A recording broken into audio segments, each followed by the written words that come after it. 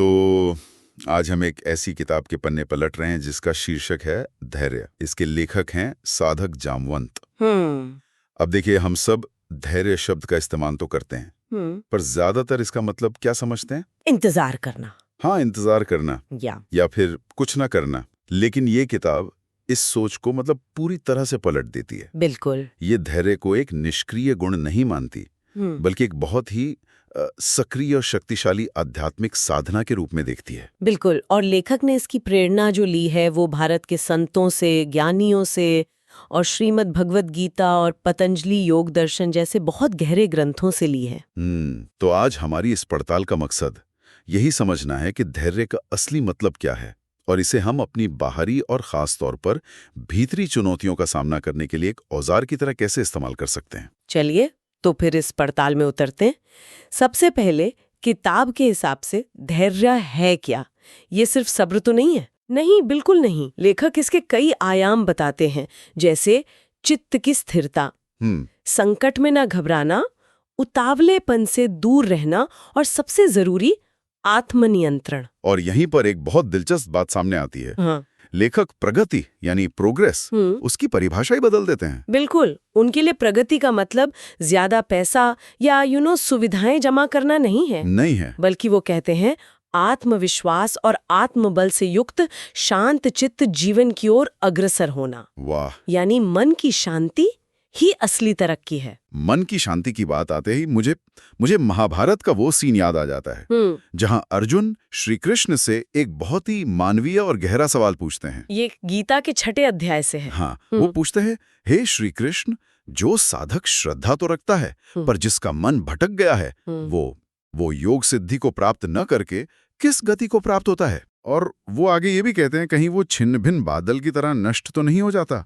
मुझे लगता है ये डर हर उस इंसान का है जो किसी भी रास्ते पर चलने की कोशिश करता है और लड़खड़ा जाता है। और देखिए, श्री कृष्ण का जो जवाब है वही इस पूरी किताब की नींव है। अच्छा। वो कहते हैं, हे पार्थ, उस पुरुष का न तो इस लोक में नाश होता है और न परलोक में। आत्म उद्धार के लिए कर्म करने वाला कोई भी मनुष्य दुर्गति को प्राप्त नहीं होता। इसका सीधा सा मतलब है कि नेक नियत से किया गया कोई भी प्रयास कभी व्यर्थ नहीं जाता। कभी नहीं। हो सकता है फल तुरंत न मिले, लेकिन सही समय पर बोया गया बीज वो उगता जरूर है। सही बात है। यही तो धैर्य का मूल सिद्धांत है। तो अब हमारे सामने एक सवाल खड़ा होता है जिसे ये किताब बार बार छूती है। एक तरफ तो मन को साधने के लिए दार्शनिक समझ और ज्ञान की बात है, तो दूसरी तरफ सांस और शरीर पर नियंत्रण जैसी यौगिक क्रियाएं भी है। हाँ। तो क्या असली बदलाव हमेशा एक दार्शनिक समझ से ही शुरू होना चाहिए या फिर केवल शारीरिक और श्वास संबंधी अभ्यासों से भी मन को पूरी तरह अनुशासित किया जा सकता है? बहुत अच्छा सवाल है। चलिए इस सवाल को ध्यान में रखकर आगे बढ़ते हैं। लेखक ने धैर्य को 2 हिस्सों में बांटा है। एक तो बाहरी परिस्थितियों में और दूसरा भीतरी यानी आंतरिक विषयों में। अच्छा। पहले बाहरी दुनिया की बात करते हैं, क्योंकि हमारी ज्यादातर लड़ाइयां तो वहीं से शुरू होती हैं। हाँ, और किताब में इसके बहुत ही रोजमर्रा के उदाहरण हैं, जैसे एक खिलाड़ी जो बार बार हारने के बाद भी अभ्यास नहीं छोड़ता, या कोई कर्मचारी जो बॉस की डांट फटकार सुनकर भी अपना काम करता रहता है। सही है। या फिर परिवार में पति पत्नी और माता पिता के बीच होने वाले मतभेद। इन सब में धैर्य की परीक्षा होती है। मुझे याद है एक बार मैं ट्रैफिक में फंसा था और बेवजह हॉर्न बजा रहा था, और फिर मुझे एहसास हुआ कि मैं स्थिति को और खराब ही कर रहा हूं। उस पल में धैर्य की जरूरत सबसे ज्यादा थी। आपका उदाहरण बिल्कुल सटीक है, और अगर इसे बड़े परिप्रेक्ष्य में देखें तो लेखक कहते हैं कि प्रकृति का नियम ही विभिन्नता है। विभिन्नता? दुनिया में हर इंसान का विचार, स्वरूप, काम करने का तरीका सब अलग है। हाँ, सब अलग है। धैर्य इसी विभिन्नता के बीच संतुलन बनाकर सामंजस्य से आगे बढ़ने की कला है। दूसरों को बिना टोके उनकी पूरी बात सुनना, ये भी धैर्य का ही एक बहुत महत्वपूर्ण रूप है। ये तो हुई बाहरी दुनिया की बात, जो काफी हद तक हमारे नियंत्रण से बाहर है। लेकिन लेखक कहते हैं कि असली युद्ध क्षेत्र तो हमारे अंदर है। बिल्कुल। हमारे भीतरी विकारों से, काम, क्रोध, मोह, लोभ, इन आंतरिक दुश्मनों से कैसे निपटा जाए, क्योंकि ये तो 24 घंटे हमारे साथ रहते हैं। यहाँ लेखक सीधे गीता का जिक्र करते हुए बताते हैं कि ये विकार रजोगुण से पैदा होते हैं। रजोगुण? हाँ, योग दर्शन में प्रकृति के 3 गुण बताए गए हैं, सत्व, रज और तम।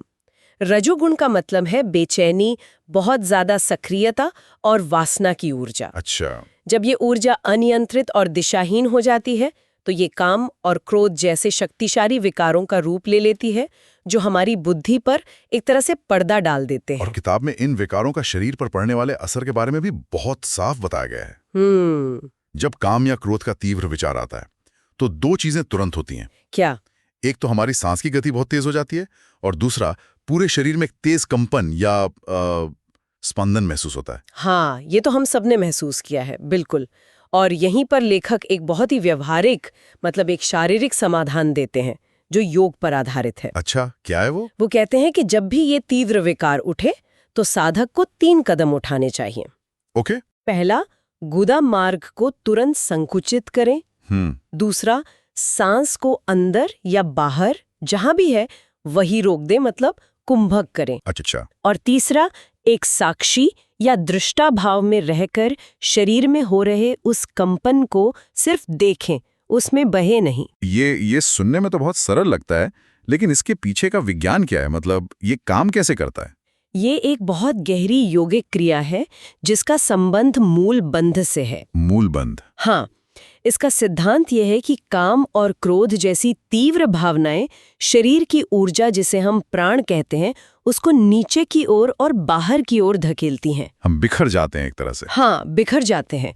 गुदा मार्ग को संकुचित करने और सांस को रोकने से हम उस ऊर्जा के बाहरी बहाव को तुरंत रोक देते हैं। अच्छा। इससे जो बिखरी हुई ऊर्जा है वो वापस हमारे नियंत्रण में आ जाती है, जिससे मन लगभग तुरंत शांत होने लगता है। वाह। ये मन को शरीर के माध्यम से नियंत्रित करने का एक सीधा तरीका है। वाह, ये तो सिर्फ एक निर्देश नहीं बल्कि एक पूरा विज्ञान है। अब काम और क्रोध तो फिर भी ऐसे विकार हैं जिन्हें हम पहचान सकते हैं, महसूस कर सकते हैं।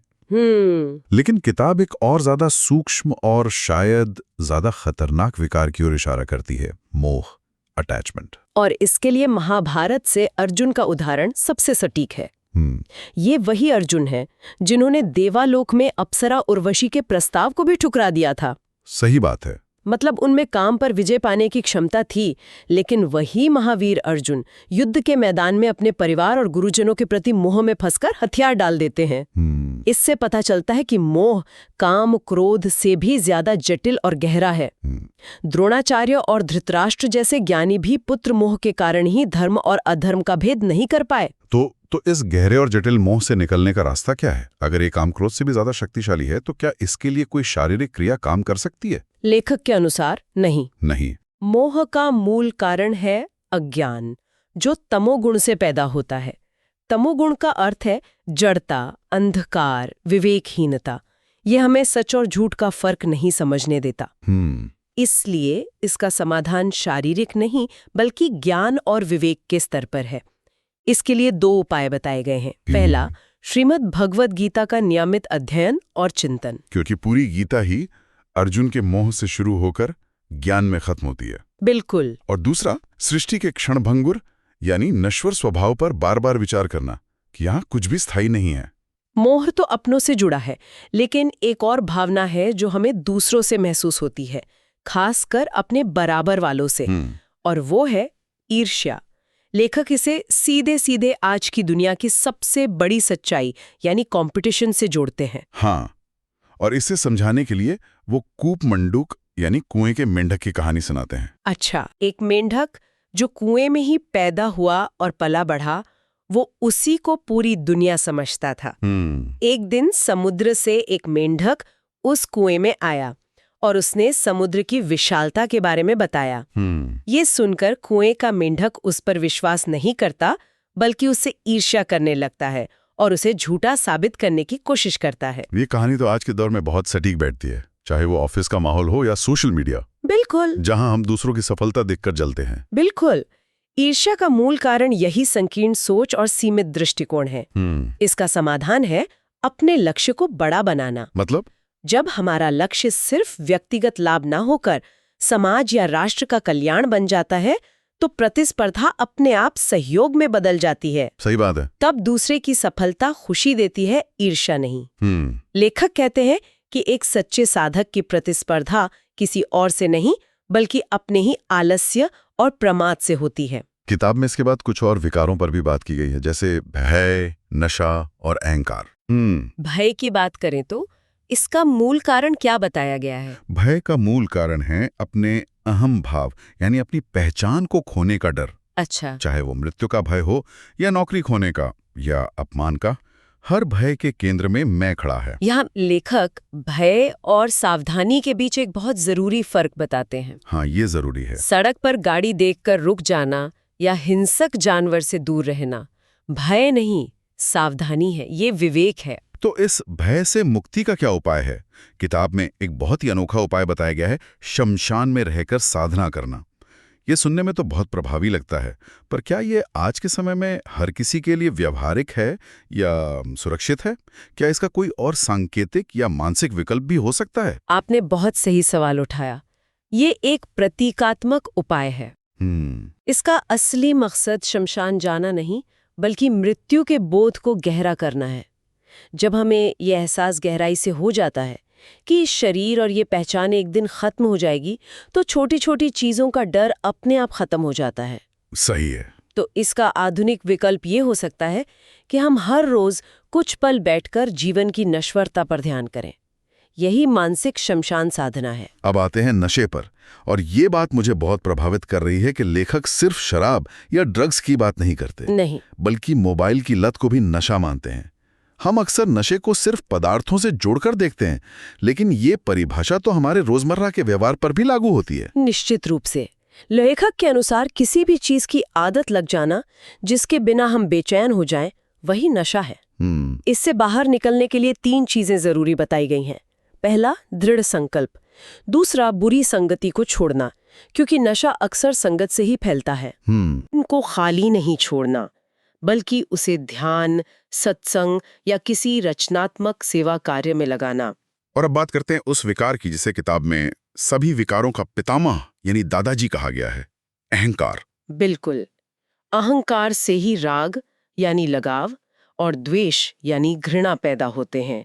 मुझे ये पसंद है, मुझे वो नापसंद है, इन दोनों के केंद्र में मैं यानी अहंकार ही है। सही है। लेखक कहते हैं कि हर काम के पीछे कहीं ना कहीं अहम भाव छिपा होता है।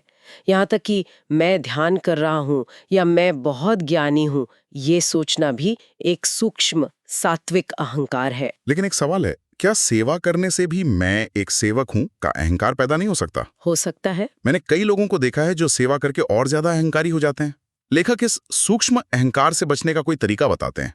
ये बहुत ही गहरा और जरूरी सवाल है, और ये खतरा हमेशा बना रहता है। लेखक के अनुसार अहंकार को मिटाने का सबसे कारगर तरीका सिर्फ सेवा नहीं, बल्कि निष्काम सेवा और समर्पण भाव है। इसका मतलब है कि काम करते समय ये भाव रखना कि मैं करने वाला नहीं हूँ, ईश्वर मुझसे ये करवा रहे हैं, मैं सिर्फ एक माध्यम हूँ। जब कर्ता होने का भाव मिट जाता है, तब अहंकार की जड़ कट जाती है। और आखिर में लोभ, आवश्यकता और लोभ में क्या अंतर है, इसे किताब कैसे समझाती है? बहुत सरलता से, रोटी, कपड़ा और मकान हमारी मूलभूत आवश्यकताएं हैं। इन्हें पूरा करने के लिए प्रयास करना सही है। लेकिन जब जरूरतें पूरी होने के बाद भी और ज्यादा पाने की इच्छा बनी रहती है, तो वो लोभ है। तो वो लोभ का रूप ले लेती है जिसका कोई अंत नहीं है।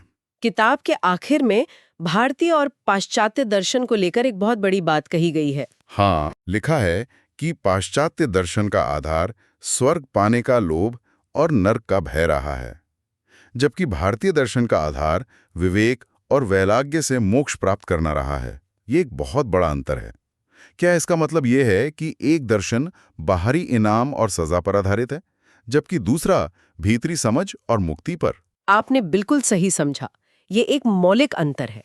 एक दर्शन प्रणाली कहती है कि अच्छे काम करो क्योंकि तुम्हें स्वर्ग का इनाम मिलेगा, और बुरे काम मत करो क्योंकि नरक की सजा मिलेगी। यहाँ प्रेरणा बाहरी है, लोभ और भय। सही। जबकि भारतीय दर्शन कहता है कि तुम विवेक से समझो कि क्या सत्य है और क्या असत्य। असत्य से मन हटाओ यानी वैराग्य, और सत्य में स्थित हो जाओ यानी मोक्ष। यहाँ प्रेरणा पूरी तरह से आंतरिक है, समझ और स्वतंत्रता। ये किसी इनाम के लिए नहीं, बल्कि दुखों से हमेशा के लिए मुक्त होने के लिए है। तो आज इस किताब की गहराई में उतरकर हमने देखा कि धैर्य सिर्फ चुपचाप बैठने का नाम नहीं है। बिल्कुल नहीं। बल्कि एक पूरी साधना पद्धति है।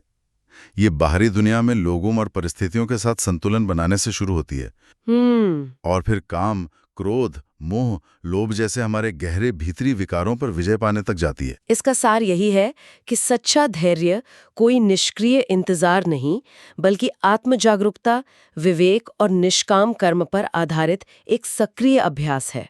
चाहे वो मूलबंध और कुंभक जैसी शारीरिक क्रिया हो या सेवा और समर्पण जैसा सामाजिक आध्यात्मिक कर्म, इन सभी का अंतिम लक्ष्य चित्त को स्थिर, शांत और निर्मल करना ही है। यह किताब साधक के लिए एक पूरा रोड मैप तैयार करती है, जो शरीर के स्तर से शुरू होकर चेतना के गहरे स्तरों तक जाता है। और ये हमें हमारे शुरुआती सवाल पर वापस लाता है। हाँ, किताब बताती है कि काम और क्रोध जैसे तीव्र विकारों का शरीर पर सीधा प्रभाव पड़ता है, जिन्हें शारीरिक क्रियाओं से नियंत्रित किया जा सकता है। हाँ, लेकिन मोह और अहंकार जैसे सूक्ष्म विकारों के लिए ज्ञान और विवेक की जरूरत पड़ती है। सही। फिर ये एक दिलचस्प सवाल खड़ा करता है, जिसपे हमारे श्रोता सोच सकते हैं।